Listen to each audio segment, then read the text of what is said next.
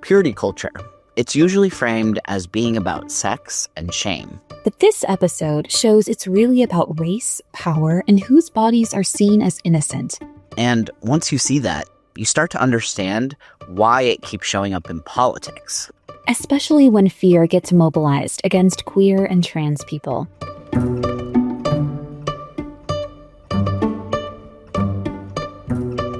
You're listening to Whiplash, a listener-supported podcast exploring Catholicism through the lens of queer liberation theology. I'm Max Kuzma. And I'm Emma Cieslik. Today's episode takes us beyond the usual conversations about purity culture and into the deeper systems that make it work. So the typical framing of purity culture about sex and shame is contrasted in Emma's interview with Sara today. It's always been about much more than that. It's about race, power, nationalism, and whose bodies are imagined as innocent and worth protecting, and whose bodies are marked as dangerous. For today's episode, I have the chance to interview Sara Moslener, a scholar of American religion and race, and author of a new book, After Purity. Sara helps us understand purity culture as a racial project, one that trains white people, especially white women, into forms of vulnerability that can be politically weaponized. Before starting today's episode, take a beat and a breath. Like many of our past episodes exploring purity culture and racialization within the United States along with nationalism, today's episode will cover a myriad of topics, from forced sterilization to the policing and elimination of reproductive rights, purity culture itself, sexualized violence, white supremacy, racist violence, and much more. Please be careful with yourselves and take time before starting this episode. Emma and Sara cover myths about innocence with topics like white womanhood, bodily discipline, and how these ideas connect to Cold War politics and to our current moment, especially as fears about unruly bodies are mobilized against queer and trans people. And for Catholic listeners in particular, this episode matters because many of the movements shaping this moment are Catholic, and the logic of purity and control shows up clearly in modern Catholic nationalism. So with that, here's Emma's conversation with Sara.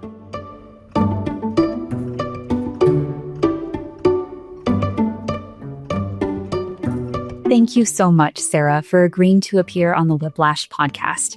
I'm so glad to have you here and to discuss your new book, After Purity, Race, Sex, and Religion in White Christian America, that was published this past December 9th. For those who are not familiar with your wonderful work, Moslener is a lecturer in the Department of Philosophy, Anthropology, and Religion at Central Michigan University, where she teaches courses on the history of religious and racial discrimination in the United States. She has been conducting groundbreaking research into and writing about evangelical purity culture for over 15 years, including the best-selling book, Virgin Nation, Sexual Purity and American Adolescence, published by Oxford University Press in 2015. Her work traces the history of sexual purity campaigns all the way back to 19th century social purity movements that aim to consolidate and leverage white Protestant social, political, and religious power. I am so excited that you're joining me on Whiplash, and I can't wait to ask you more about your book. Thank you so much, Emma. I'm always delighted to talk with you. I love your work so much. That means so much to me. I really appreciate it. And I'm really excited because in your new book, in After Purity, you investigate something that is incredibly timely, specifically the myths that surround the innocence of bodies, white racial identity, and national greatness. In this book, you draw on interviews with people affected by purity culture as part of your After Purity project.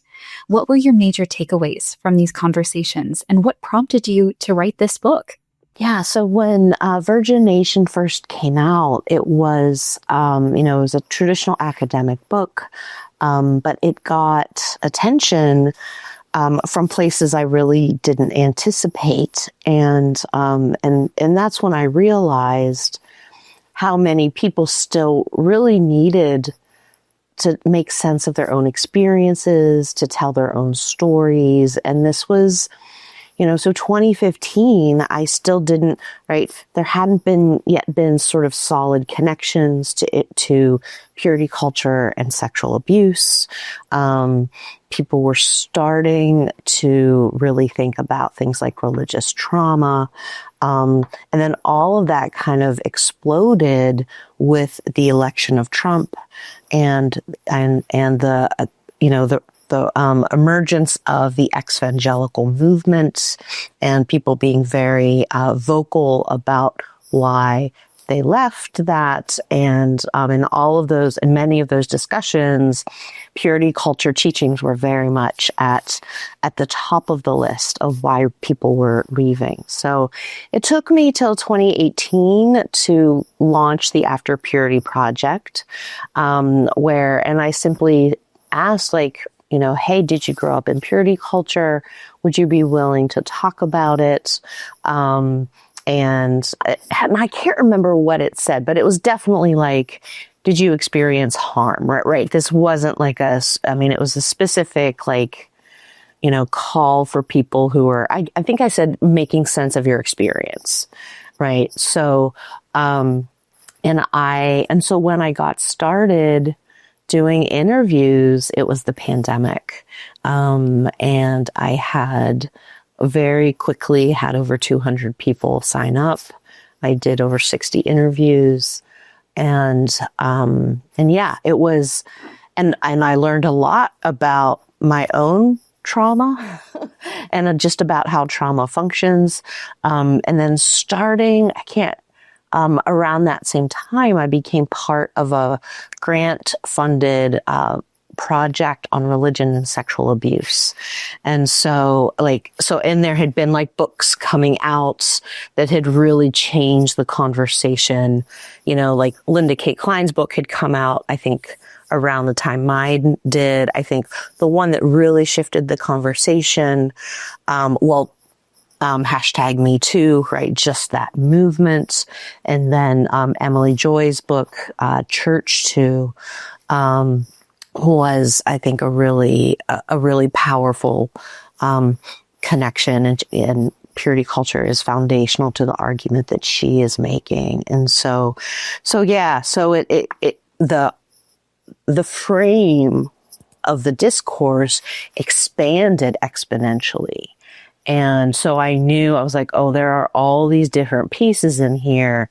So I had to just say, okay, we're just going to focus on doing interviews for now and see what comes out of those. And the main thing that I got out of those was this theme of disembodiment, that was the overwhelming theme. And at that time, I can't remember when we started, but the Purity Culture Research Collective started. And so people who are doing research on purity culture at any stage, whether they're undergraduates to, people who've written books, are invited to join and talk about research. And so I was able to be part of those conversations. And so the stuff that's coming out is really remarkable and has really benefited from this more expansive discourse that we've been having around it. So disembodiment. So in thinking about disembodiment, we can certainly think about the sexual harm, women and girls not being allowed to claim ownership of their bodies and the implications of that. Now we talk, in 2015, the idea of talking about purity culture in the context of rape culture was, now there's research, significant research on that, which is really important. And then the other thing about disembodiment was, yes, we can talk about sexuality. We can talk about the erasure of sexual and gender minorities. But we can also talk about whiteness and the way that whiteness as a racial category is also a project in disembodiment, that white people are socialized into a world where we don't think about race. We're not expected to. And that shapes sort of everything about the way we think about the history of the United States, the way we think about sexuality and contemporary politics. It's so well said. And I also want to comment that you have been a wonderful person to connect kind of scholarship to real world applications. Just as you said, Virgin Nation was kind of a touch point for many people who were deconstructing and identifying their experiences. So I personally am really grateful for you, for giving me the language and the understanding, the lexicon, visual and verbal, to describe and kind of name how some of my experiences were interconnected, especially surrounding queerness, queerphobia, and purity culture. Mm-hmm. Yeah. Yeah. And I do, that was one. So queerness, queerphobia. And I think part of that is, because I tried to write myself into this, and not having the experience of being the queer kid in purity culture. And so that, I felt like did not get its due in After Purity. I mean, there's certainly much to extrapolate, but there is some amazing research out there, that focuses specifically on queerness and purity culture. And it's just, the invisibility. And I think a lot about, the way purity culture makes so many things invisible. And then what does that mean for the individual when parts of themselves are made, And I think about that too in the context. I think a lot of people did not know until 2018, 2019, that Joshua Harris was Japanese American. And I found that really interesting. And now I'm not the person to write about that, because I know that, mixed race identity, especially in the United States, is a very complicated personal narrative. But how fascinating, that identity, was very much erased, kind of in his purity culture days. And I don't follow him closely, so I don't know how much he's talked about it, but that really struck me in terms of what is being erased, what is being, So to maintain sort of the, a particular narrative. Absolutely. And it was one of my favorite parts of the book where you talk about kind of how these myths are built on disembodiment, a cognitive state that devalues and dismisses the lived experiences of the body, and how our bodies situate us within systems of privilege and oppression. As a purity culture survivor, I really connected to how these philosophies encourage people to deny bodily experience as inherently sinful or destruction to a spiritual end. How is this connected to other systems of bodily harm? I think about from ableism to diet culture. Right, absolutely. And certainly I think in all of those white supremacy is the big culprit, white supremacy and patriarchy, and this idea of bodies being bad, which is related to this idea that the feminine is bad, right? And needs to be controlled, right? The body needs to be controlled by the mind, right? And so all of this sort of classical dualism, right, that is still very prominent in our culture, despite, the overwhelming number of interventions we have tried to make. And I think we can see more clearly now how those dualisms are so limited, but seeing it isn't the same as learning how to embody it. And now that it's dangerous, especially for trans people to be out, is a huge step back, right? We're really in this time where we're wanting to double down on these dualisms. Can you read the second part of the question again? Absolutely.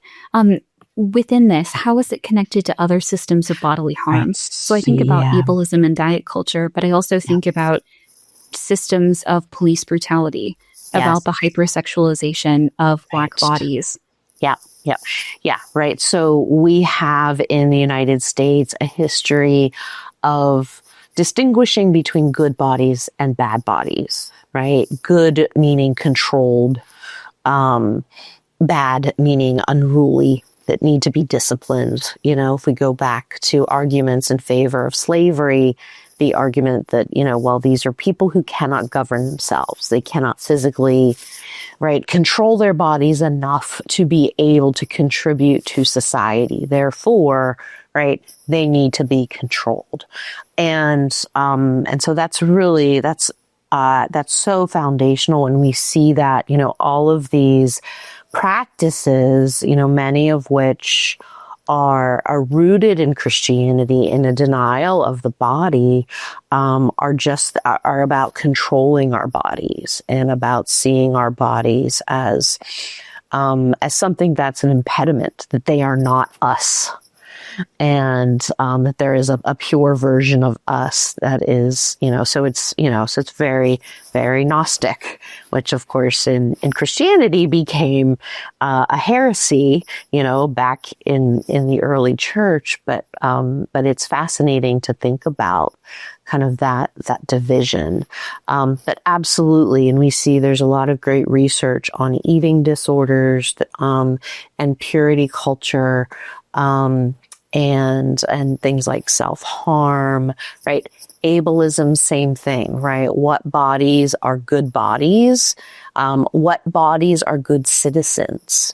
You know, and a good citizen in, you know, the world I grew up, you know, I grew up sort of in the shadow of the religious right. A good body was one that wasn't dependent on the state and was self-sufficient, right? And could make good decisions. And if you have any kind of disability, right, you need resources, right? You are, and that can, especially in this now, right, you're perceived as a drain, right? It's very similar to the way people who use the welfare system. Right. And of course, we see now what's happening is the real push toward privatization, right? Which has been happening, and like evangelical Christians have been behind that, you know, since the 1980s, right? This is part of the legacy of Reagan, that we privatize all of these things. And when you do that, you give Christian organizations so much more power. And if you need those resources, you need to have the right kind of body. You need to do the right kinds of things with your body so that you deserve those things, right? So it's all about what bodies deserve, and right, what bodies are performing goodness, what bodies are supporting the stability of the nation state by not depending on it. And so this has been, you know, part of conservative rhetoric, at least since the 1980s. And so bodies become an impediment to a strong nation state, either because of sexual desire, physical or mental, impairment or disability, and also, you know, and then you throw white supremacy in there, and it's, you know, and whiteness is, I mean, we have a long history of, from 1790, when they wrote the first law declaring who could become a citizen, until 1950, our naturalization laws indicated that in order to be a citizen, you had to be white. Right? That was in the Constitution, that there was this racial requirements. And of course, there were ways that was gotten around with Native Americans and freed slaves. But whiteness for most of the history of the United States, including the colonial period, has been the foundational requirement for being a citizen, right? So we've always had, the United States is built on these assumptions of who can be a citizen, who's going to contribute to the greatness of our nation state. And what you say, I think, is so incredibly important. I was thinking about last month in November, Secretary of State Marco Rubio had instructed visa officers to consider obesity and other chronic health conditions as justification to deny people visa in the U.S., visas to the U.S. And as part of that, there is this deep history, just as you talk about, dating back to the Immigration Act of 1882, the Immigration Act of 1891, where it allows people to deny individuals access to citizenship on the basis that they would be considered a public charge.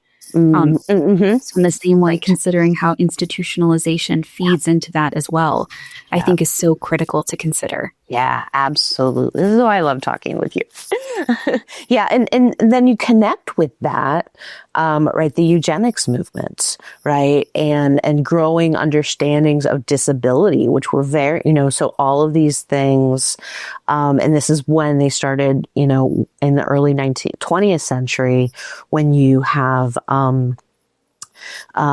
intelligence testing happening, right? So this idea like, oh, we don't want the degenerates coming to the United States, right? We don't want people with diseases. We don't want people who are genetically inferior.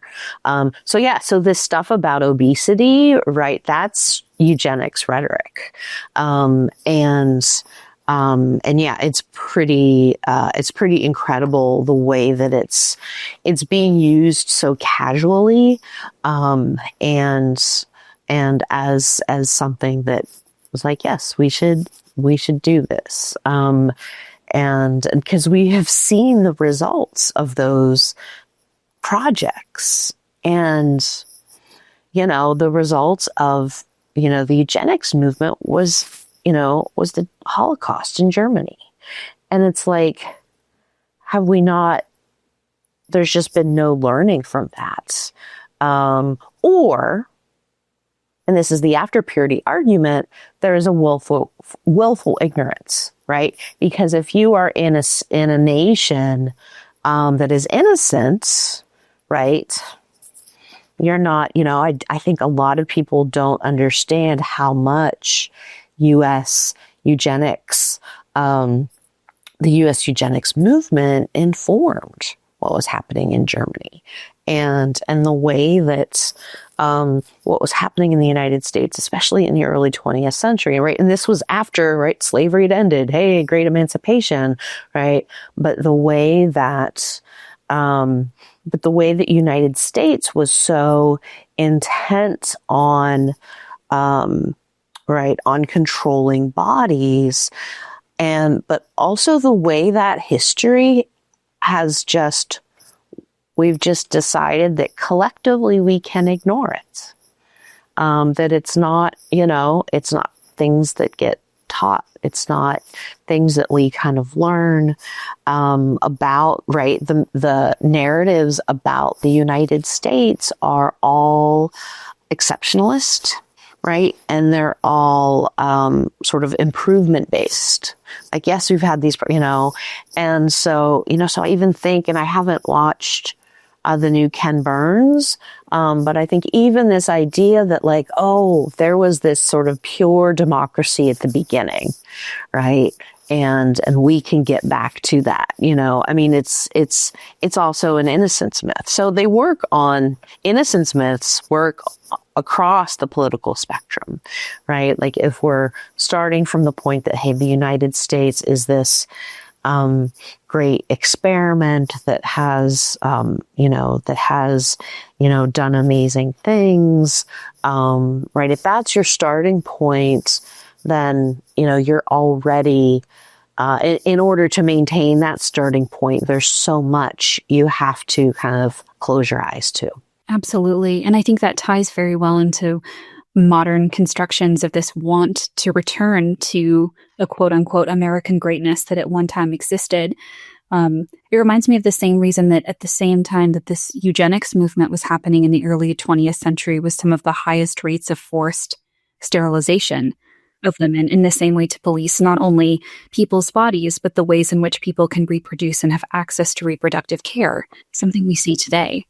What is after purity Specifically, how did the after effects of the True Love Waits movement echo through our American psyche and politics today? Yeah. So let me give you an image. And I think I write about this in the book. At this point, I can't always remember. I'd have to look this up. I can only imagine the amount of drafts that all goes into that.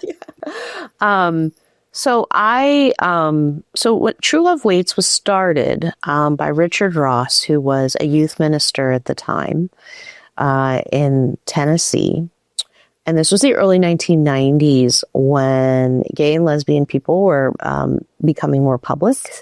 You know, this was the decade when Ellen DeGeneres would be the first person to come out on broadcast television, first television character, but also first, actor. And Ross was relaying this story about how, in an interview, really very, within the last 2 or 3 years, about how the kids in his youth group were saying, all of these gay and lesbian people are coming out and receiving all this attention, all these accolades or whatever, and they were somehow, really put off by it, I think, in many ways. And Ross said to them, well, why don't you come out with your sexual identity, or whatever language he used? 2 years later, you have articles of the New York Times where, these kids are being interviewed about, coming out of the closet as virgins.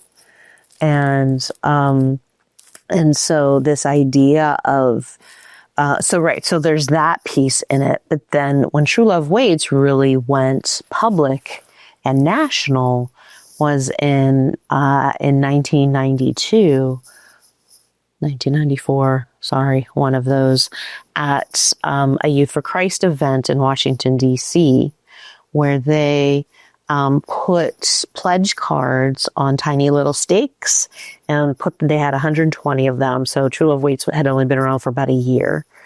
And so they had collected about 120,000, and they put them in the lawn of the National Mall. And so you can see these pictures, of all these little pledge cards right in front of the Capitol building. And I was looking, and so it was already a very political, national project from the very beginning. And then at some point, I can't remember, in the last 2 or 3 years, I came across an image of the AIDS quilts, which was first displayed in the late 1980s. Same location, same color scheme, and the images next to each other are so striking. And that's when I realized, in that sort of, that sexually pure young people were about kind of rescuing the nation from the problems of homosexuality, from the problems of sexual immorality. And that needed to happen on a national level. It wasn't enough to kind of say, okay, this is what I believe. These are the choices I'm going to make, right? It had to be this very public decision. And of course then, right, by that time, there's already sort of conversations happening about sex education, and debates about gay rights, and all of these things had been going on. But now you have sort of this army of young people who are willing to offer their bodies and their lack of sexual experience as a narrative of what is possible and what should be normative. And so that's, and it was very, and it was very powerful at the time, because in the 1980s, right, you have all of these fears of increased teen pregnancy, and I would say increased teen pregnancy among white people. That was the alarm bell, right? It wasn't just across the board; it was white people, and also HIV/AIDS. And so yes, so this idea of sexual health, right, connected to the health of the nation, kind of very much became one and the same. And now I'm forgetting one of the details of your question again. So if there's anything I missed in your question, feel free to repeat it. No, not at all. I think that was perfect. And it ties perfect, as you always do, ties perfectly into my next question. As I've written about, modern anti-trans legislation against gender-affirming care is a manifestation of this purity culture that seeks to disconnect and devalue bodily experience. We see it today with Marjorie Taylor Greene's recent bill to criminalize gender-affirming care for minors that passed the House this last week.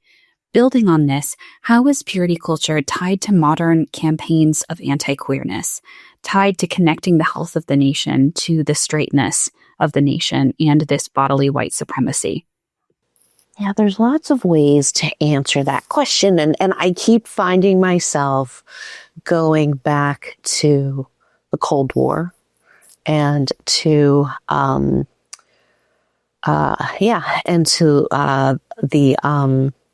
was it the pink scare? Is that what it was called? I'm trying to remember. Oh, the lovely lavender scare. The lavender scare, that was it. Yes, the lavender scare, right? When, there was this, the fear of having, gay and lesbian people working for the federal government, and how they were, this was the argument, by McCarthy, right, who was like the big anti-communist guy, who was bringing everyone to trial and trying to weed out communists, and gay and lesbian people got dragged into that, not because they were assumed to be communist, but because of the possibility that because they are gay or lesbian, they could be extorted, they could be have all these things happen to them. And if they had government secrets, right, they were vulnerable. And so if they were, to be captured or something like that, they could be, blackmailed into giving away secrets. So, right. So here we have this very clear connection between this presumed sexual immorality and national security, right? And that was the argument that McCarthy was making. And you even see this in Billy Graham's rhetoric when he talks about the pinks, the reds.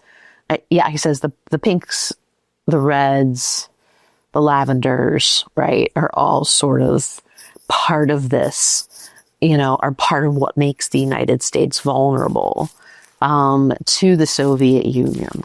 And so I think there are so many that narrative has been replayed over and over and over again, that there has been, right, a series of panics around everything from sex education to birth control availability to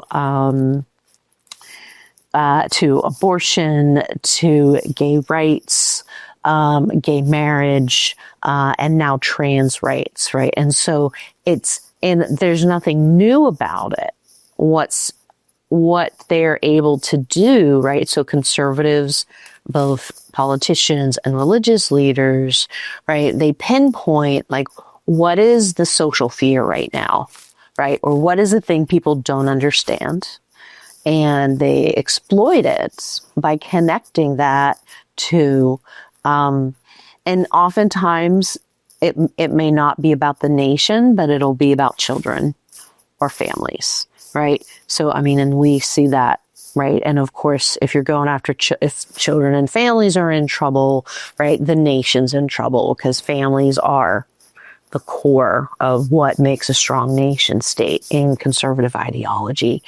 And, so it's just a reiteration of this same Cold War, trope. I do try and kind of, I want to dig into it. So is there any difference in these, right? Is there anything different that is happening?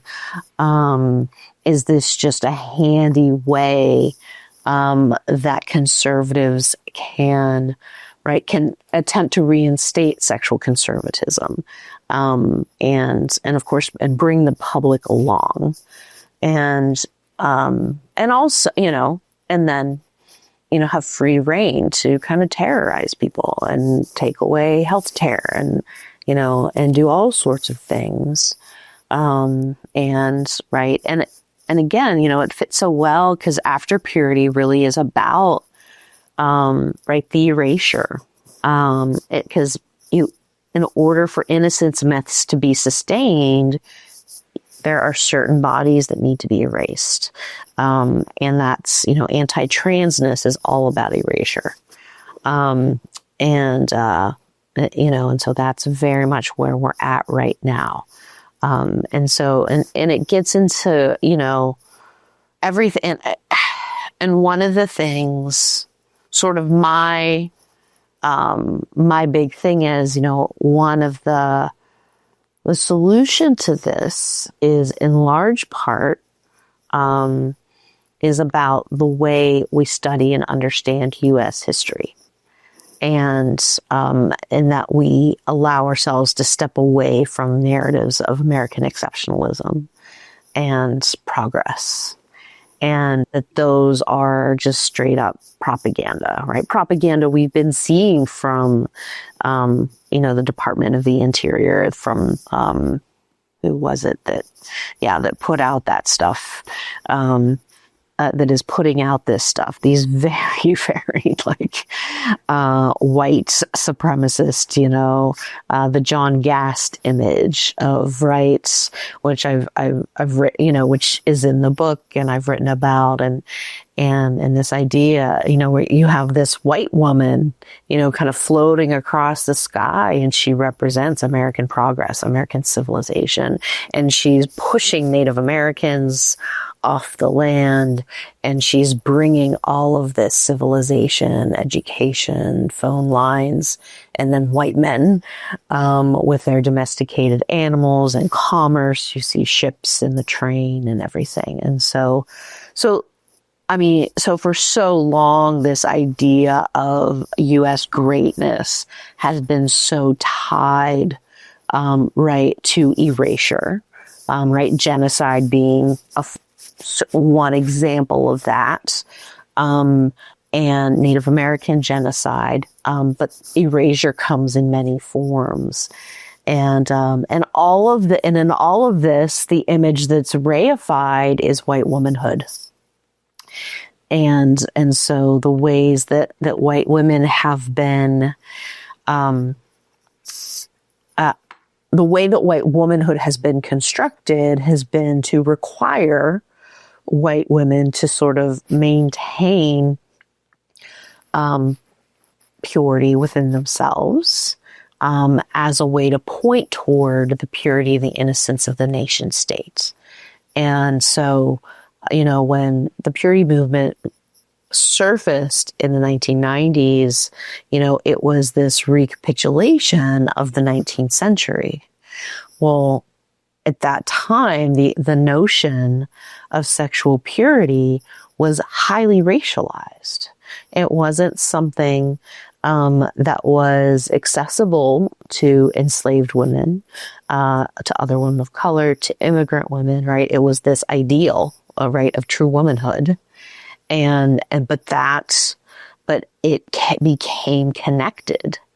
This idea of strong nation state with pure white womanhood, and then how that rhetoric then gets used to justify racial terror lynchings, right? That if white women are threatened, physically, bodily, they have the right to sort of, claim, make claims, and heaven and earth will be moved to protect them. And of course, all of that was a guise to justify, violence and murder, especially against Black men.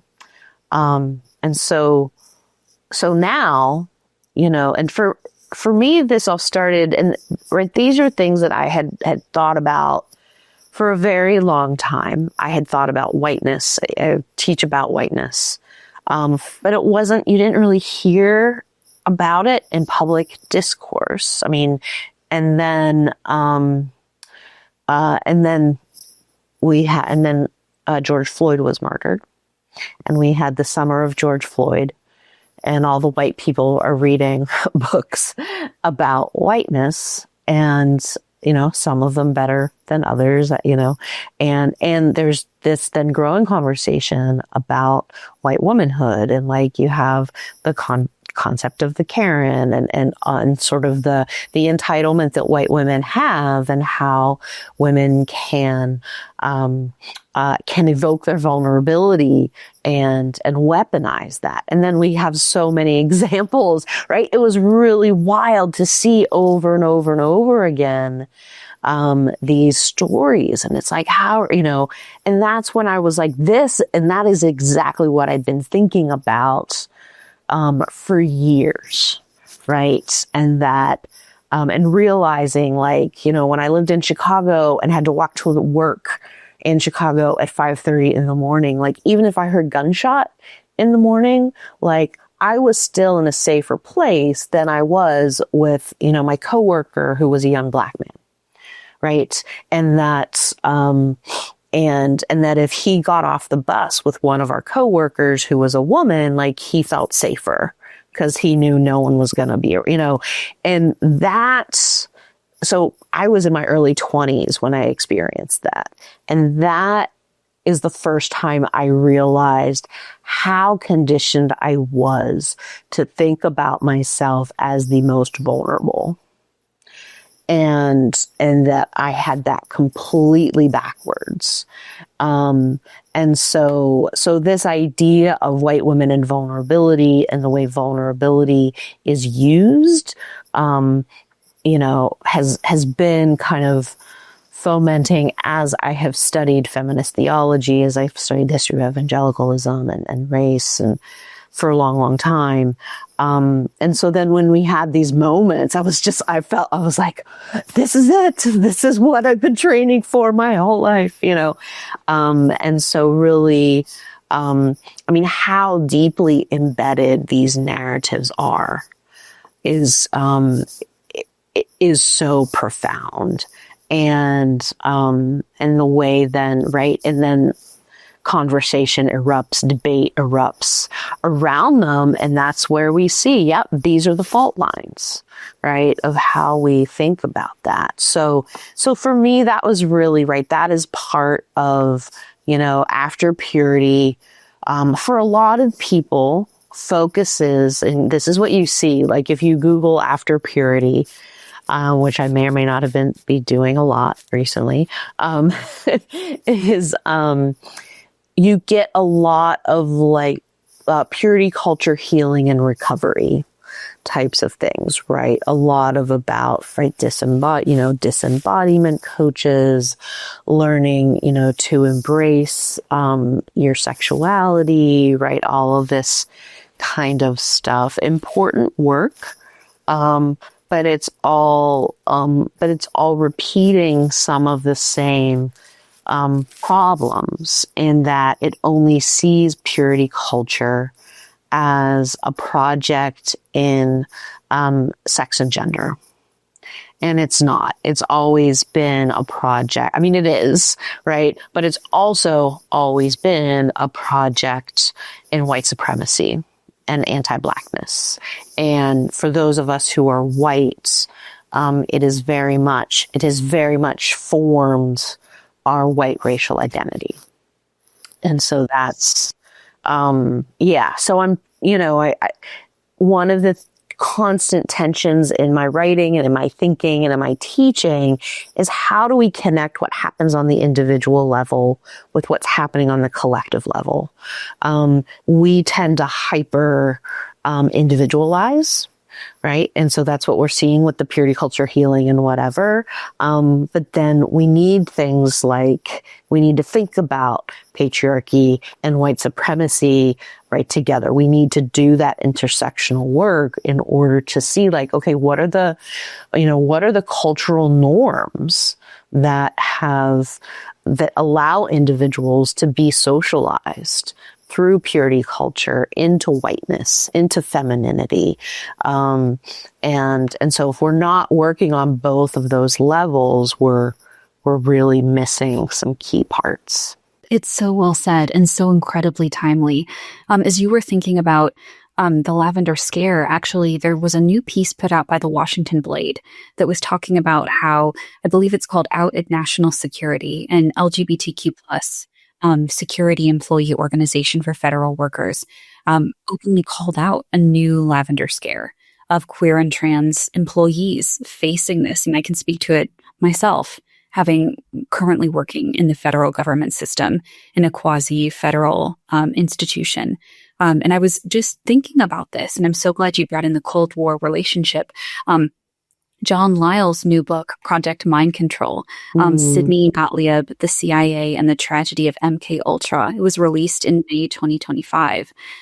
Talks about how this bodily weakness is tied to projects that were deeply unethical and deeply tied to kind of this white Protestant straight social ethic of perfecting, not only breaking down the body, but building it up so it didn't have vulnerability anymore. Yeah, absolutely right. And I don't know if you know Dan Miller's work. He wrote a great book called Queer Democracy, in which he talks about, right, the body politic and what it means to think about, the body politic as an actual body and the way that bodies are controlled and disciplined, right? Very, Foucault had it all figured out, of course.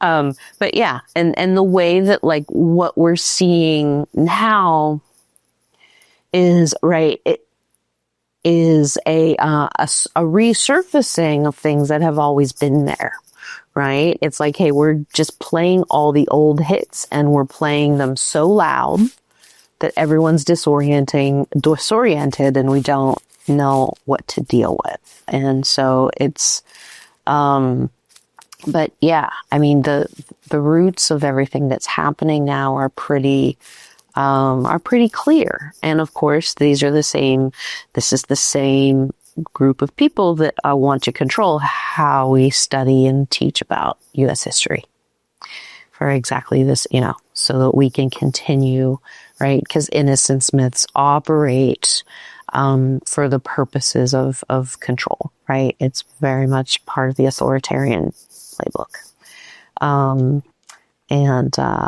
Yeah.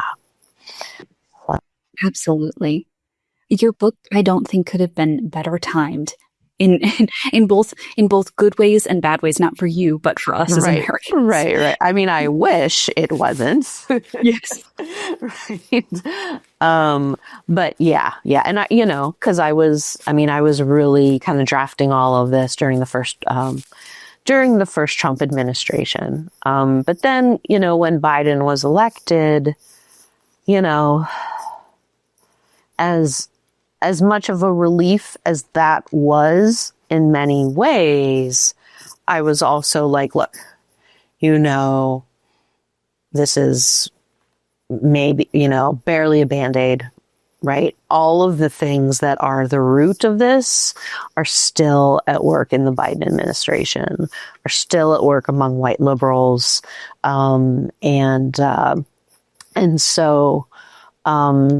Yeah, we're not, and it was just like a stopgap. We had 4 years of, not feeling like we were going to have a stroke. And of course, and then here we are back again. Yeah, so I don't, and so I try to challenge myself to think about, what are the ways, and I mentioned Ken Burns' documentary, right? The way we tell stories about the United States, the way we talk about sexuality, the way we depict sexuality, the way we depict the United States, and the way we talk about race and don't talk about race. I think all of those are, the norms around these conversations are so deeply embedded. And I think why so many of us in academia are just trying to hack away, right? And really find some guidance for how we move forward in these discourses, and also how we think about them, in relationship to each other. I had a real, and I think this is part of, innocence myths as well, is like in academia, I was trained to think about race and gender and sexuality separately. And that's something we're getting better at. And at least people know the language of intersectionality. And of course, feminist scholars of color have been leading this for so long. But still at the institutional level, right? We sort of don't approach those as things that are deeply intertwined. And I even struggled with that myself and wondered, thinking about just my positionality as a white woman, like, can I do intersectional analysis? Because it's all about my particular standpoint, right? And I might have some intersections, but, whiteness is a very powerful force in terms of, a hermeneutical lens and how we see the world. And even if you're someone like me, who, since I went to seminary and was fortunate to study with people who taught me how to think about whiteness, it's still, it's still very invisible. And so so we had this moment where everyone was having these conversations, and of course those died off very quickly. But I'm still out here because I was doing this a decade before, these conversations were happening publicly, as were many other academics and activists. And so I'm like, look, we need to keep these conversations going, and we need to figure out better ways to have them. And of course, right now we're just all kind of huddled in a corner trying to make sure, like, people have food to eat, people feel safe, people feel, loved and cared for. And that's, so it's, so the hierarchy of needs right now is pretty, is sort of at the base. And, so it's, we've just got a lot of hard work. It feels like the same work we've always had to do. And I think we now have, and I said this for a long time, even in the first Trump presidency, the clarity that his election provided in terms of what the United States is was pretty astounding. Especially because of who was president right before him. And I always tell my students, when Obama was president, because many of them were born when Obama was president. And I was like, imagine that, being born into a world where there's the first, black mixed race president in the United States. But I tell them about, birtherism. And I tell them about how there were people going after Obama his whole 8 years, that he was, not elected legally, that he was, not a citizen, blah, blah, blah, blah, blah. And then I say to my students, there was one individual who was actually very, very vigilant about this and putting out ads in the New York Times and all this kind of stuff. Do any of you know who that person is? And none of them know. And I said, well, he was the next president who was elected. Right. And so this idea, and this is, and now I'm getting into, Carol Anderson's argument in her book, on white backlash, which is called, white rage. And right. And so Obama's election, I think, gave white liberals, especially warm fuzzies. So it's like, yes, this is the America we believe we are. And then to have that, right, whiplash, right, just with the election of Trump. And we've just been in this, like, this backlash for so long, like it's just been so fast, since, since Obama's election, right? And and this is what Anderson's argument is, that any time that Black Americans have made, like throughout U.S. history, have made gains collectively, right, in a way that benefits a lot of people, you see white backlash and you see white violence. And that's where we're at. And so I think, even more so than the election of Obama, the election of Trump was so clarifying in terms of what we're dealing with as a nation, who is having significant debates about our identity, about our history. And I think we can see, right, we see more and more clearly, right, how in the United States, like we need to have people whose bodies are unruly, who we need to control. We need to make that and that project needs to be evident, right? And certainly, and we have enforcers, right? ICE is certainly doing that work. I mean, the images of people being like physically wrestled, to the ground. I mean, that it's so physical. It's so, visceral. And it's such a strong, here's who doesn't belong. Here is who is dangerous.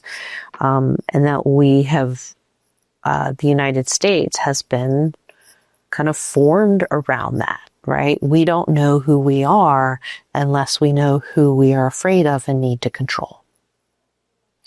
And we've gotten really good at deciding what groups that is.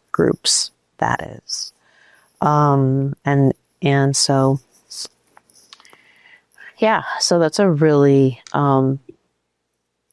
it's a really difficult thing to sit with. The good news is, working with students, I hear them, not be surprised. Like, I hear in my students less of a need to have positive narratives about the United States. Not that there aren't any. And the problem isn't that that we have them and we tell them. The problem is that when those are the only narratives we tell. And the problem is when we need them, right? When we need to have this reassurance that we live in an innocent place. We are innocent of atrocities that have created this place. And that's, and that's what when I think about, the afterlife is after purity, I hope people are willing to go there. Cause that's kind of where I live, what does it mean to live in this nation as a person of conscience? How do we live differently? How do we, do our commitments need to change? Do we need to act in different ways? I hear everyone saying, the one thing I hear over and over again on sort of my lefty social media, is like, well, we need to be building communities but we also live in a time of extreme social atomization. And it's like, so how do we build communities? Everyone is absolutely isolated. the timeliness in how purity culture socializes white people into color evasive ideologies and race, in denying or disdaining claims about the systemic nature of racial inequality. The one thing that came up to mind as I was reading your book was when Vice President J.D. Vance said at Turning Point USA's annual convention recently, quote, "In the United States of America, you don't have to apologize for being white anymore." Unquote. And it reminded me of that, as well as Erica Kirk kind of as this like performative icon of white womanhood. Mm-hmm. Absolutely. Yeah. So I will say I have a hard time paying careful attention to these individuals. By August, and this was actually right before Charlie Kirk was killed, I just went into a state of sort of complete disengagement. Speaking of disembodiment, protecting yourself online is fair. Yeah. And I actually was physically sick. I was having a lot of and I had some health stuff that was happening, but it gave me so much I just couldn't. But fortunately, there are many people who are, and I want to recommend to your listeners an article by Mihi Kim Court, which just came out with Religion Dispatches, and she writes about both Usha Vance and Charlie Kirk's wife, Erica Kirk. Erica Kirk, yes, in the context of reviewing After Purity, and so I was so grateful to her because I knew that was an analysis that needed to happen, but I also know my brain is not capable of it right now. So she has this fantastic article. But yeah, I mean, this is it's okay to be white. A few years ago, I want to say 2017, like there was an organization. There's a group, maybe just one person. Like we had these signs popping up all over the small town I'm in, both on campus and off, that said it's okay to be white. On churches, on campus, right, just in public. And it was, and I mean, that's sort of the language of the current face of white supremacy is like, that's the rhetoric, this idea that it's really white people who are under siege, who are the ones who are threatened. And this is, right, that's the magic of the purity myth, right? That it allows you to do that. And it's and I can't remember the psychologist who came up with the term Darvo.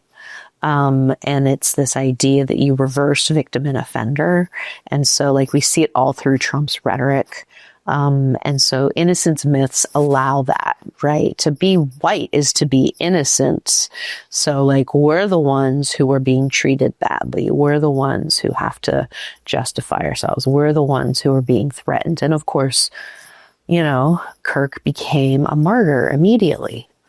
For many people on the right, after he was killed. And, and very similar to the rhetoric coming out of January 6th.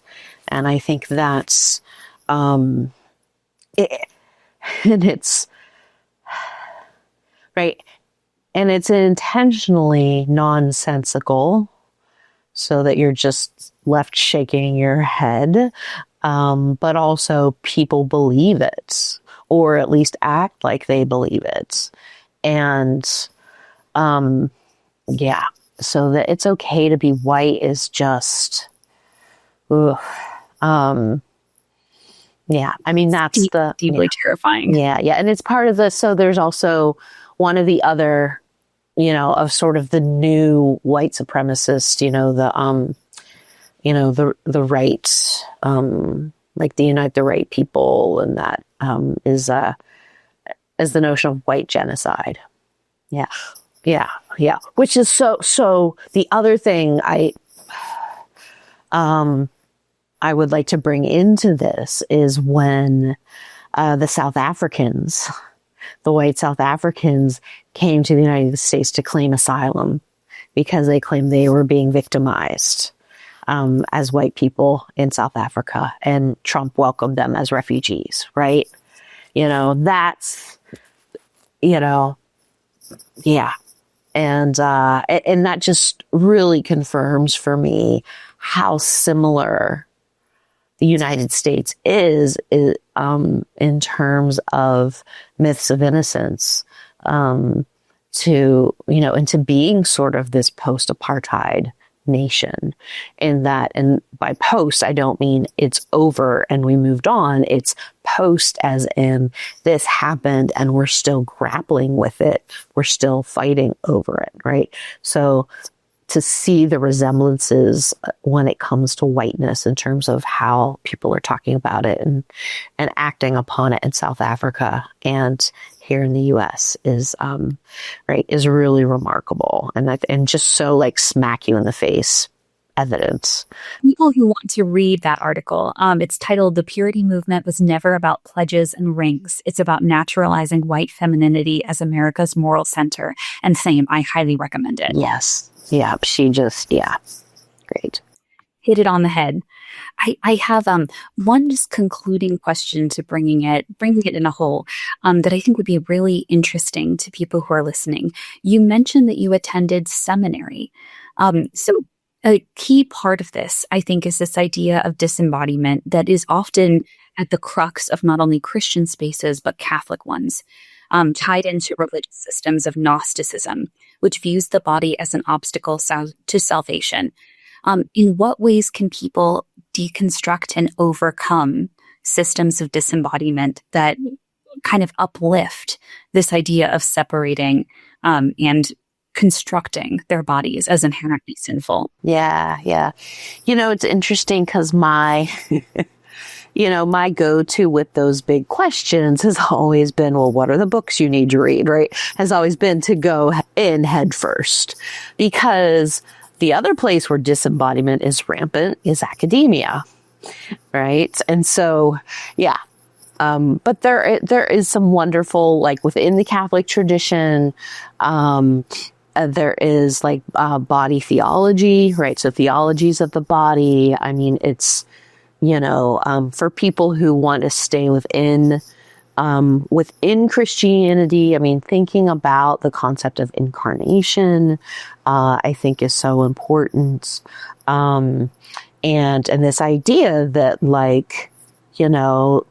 the Christian God showed up not as, not as spirit, but as flesh and spirit. And I think that tension is that mystery, right? To use one of my favorite Catholic words, right? That mystery is so essential. One of the reasons why I was drawn to Catholicism, because I didn't get a sense of mystery in Protestantism, and I was Catholic for like 2 minutes. But there was this sense of mystery, in the body of Christ and what that, so there's, so in a sense, there's, as opposed to Protestantism, there's a lot of sensuality in Catholicism, a lot of richness, right? Even just in terms of the material culture. And I think that has everything to do with theologies of the body, right? So much feminist theology, right, is about, restoring the body to a site, for thinking about the divine, for thinking about, So there's a lot of great literature. I mean, going back decades. So that's sort of what I can offer, which is not, I think it's perfect. Yeah, it is good. But yes, but there is, right, there are so many people now who are doing, like healing, like purity culture healing type stuff. So if you Google purity culture healing and recovery, you will find a lot of podcasts, a lot of influencers, a lot of therapists, it's tricky though. It can be a minefield, because of the way people promote themselves. And in some cases, they're just straight up grifters. And so it is, and people have different feelings about, like coaching. So in the evangelical world, there are a lot of people who are doing coaching work. And so you just sort of have to figure out, kind of what is it your needs are, and what, and I'll say a little something about sort of my personal experiences. And I think it means sort of when you're thinking about your body and thinking about the boundaries that you need to feel safe, right? And if you're dealing with any kind of trauma, right, those boundaries are going to be really high. But I think it does mean sort of spending time listening to your body and knowing the prompts that it's giving you, right? I think that's the most dangerous thing. And yes, prompts that are sexual, right? Why why do you feel, sexual desire at certain times or not, right? What is that telling you about what's happening in your body and how your body is encountering the world? And to sort of have a sense of, where are my boundaries? What is the work my boundaries are doing? And when is there, if there is a time and place when I can push those boundaries, or pull them back, right? Depending. And I know, like, I hear this, in my interviews and in my own stories, but like this need, right? And it's not just a curiosity, but a real need to push your boundaries, to places, like to something that feels very different. And how to do that in a way that you also honor your need for safety. And so I think it's about being able to have those hard conversations with yourself. And of course, for a lot of people, those happen in the context of therapy, in the context of a partnership. And you just, and you hear some of the stories I heard, what I didn't write about were some of the really fun things that people do in this. And, people talking about, doing like boudoir photos, or someone who learned that they like to go to sex parties, and that, and so people who are learning things about sexual desire that are sort of far beyond the bounds, right? Brad Onishi talks about the pure to polysexual pipeline, and, and people who are, polyamory is becoming, something that people feel more comfortable about, and experimenting with that, or just, that's sort of what they're doing. And you certainly see that as someone who's been on dating apps, like you see that's much, much more common. So yeah, to sort of be in a place where you can push those boundaries. I think, and that's sort of coming from me personally. Yeah. I think it's so incredibly important.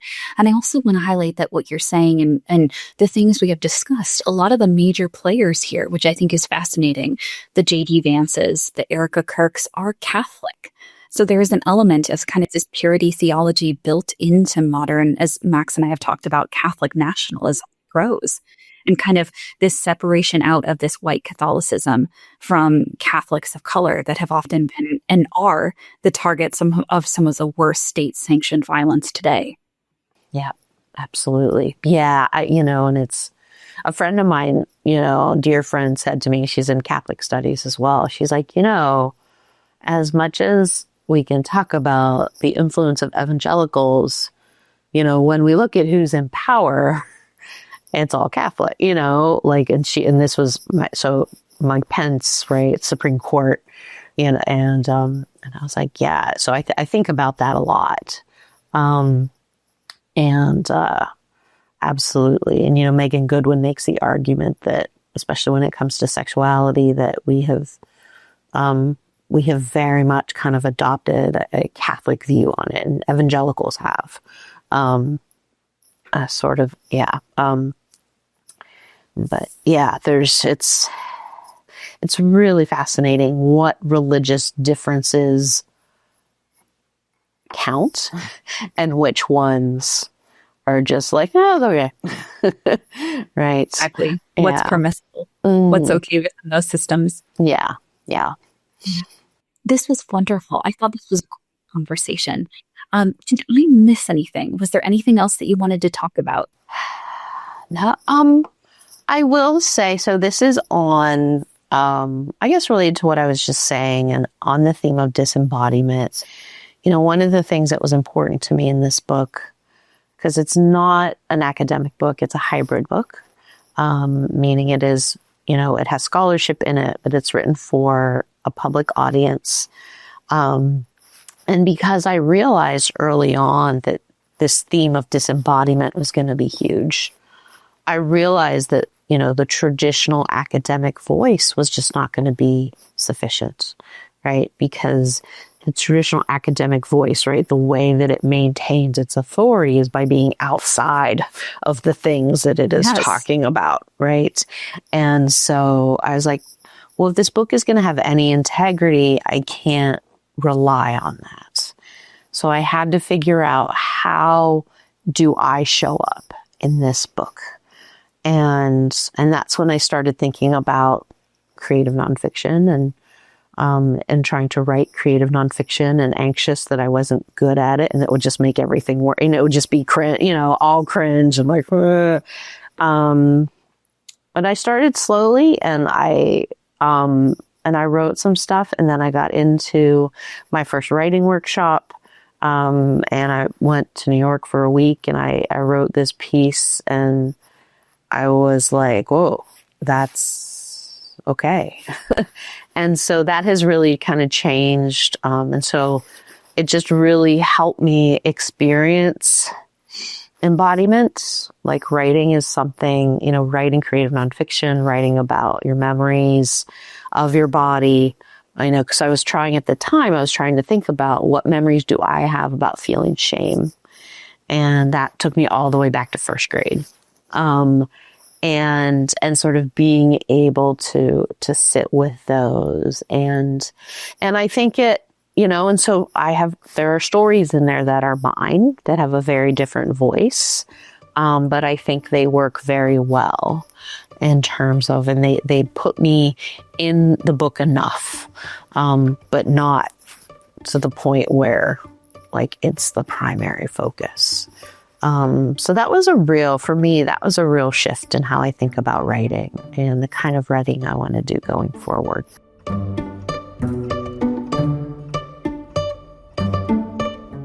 Thanks again to Sara Moslener for such a generous and challenging conversation, and to you all for listening. If this episode brought up a lot for you, you're not alone. Conversations about purity culture, embodiment, and power can surface old wounds, but they can also give us language for experiences we were never allowed to name. Whiplash is a listener-supported podcast. If you want to support the show, you can subscribe, leave a review or a rating, or share this episode with someone who might need it. We'll include links in the show notes to Sara's work, along with additional resources connected to this episode. Take care of yourselves, and we'll see you next time. Goodbye.